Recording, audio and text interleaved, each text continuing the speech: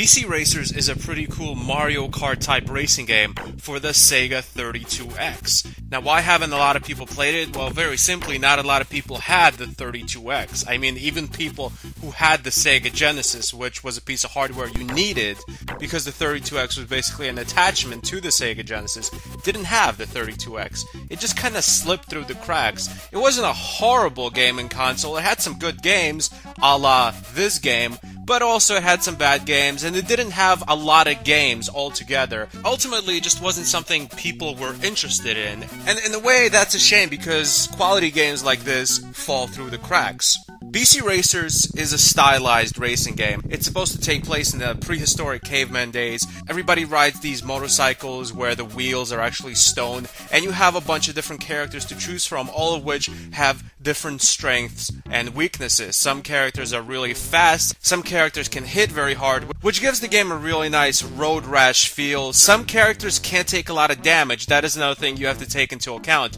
This game tries to be as realistic as possible, or at least as realistic as a prehistoric Mario Kart game can be. If your bikes take too much damage, they break, and then you have to restart the game while at the same time losing a life. Bikes break through many means, like driving where you're not supposed to drive, hitting obstacles, and of course, you can hit people in this game. Now, I'm not sure how much it hurts your bike.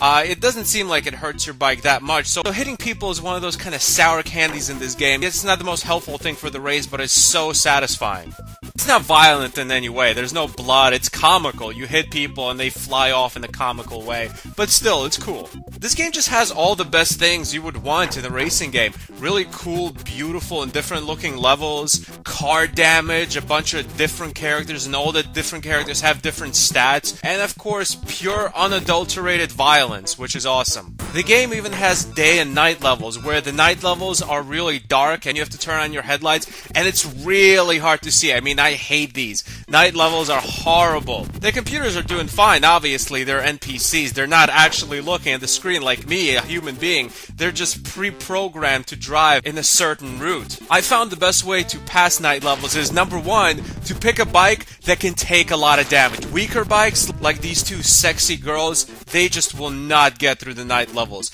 You keep crashing in the night levels, not just because you can't see where you're going, but also things are always exploding around you. Obstacles are popping out to stop you. It's just a horrible level. So you need a bike that can take a lot of damage. I found that the bike of this black family is more or less the best. They're very well-rounded in terms of how fast they go, how well they can turn, and how much damage they can take. The only problem is they can't hit for much. So playing this game like Road Rash is kind of worthless with this character, which is fine for me, because the truth is, it's hard to hit people in the first place in this game, simply because the area where you can hit people is very thin. You will oftentimes miss people when hitting them, so the best thing to do in this game is to just play like a standard racing game and leave the fighting for fighting games. BC Racers is ultimately cool and fun and everything you want in a racing game, and that's why it gets an official stanburdman rating of an 8.5 out of 10. If you haven't played it, and most of you haven't, go out and check it out. You will not be disappointed. Thanks for watching. Goodbye, my friends.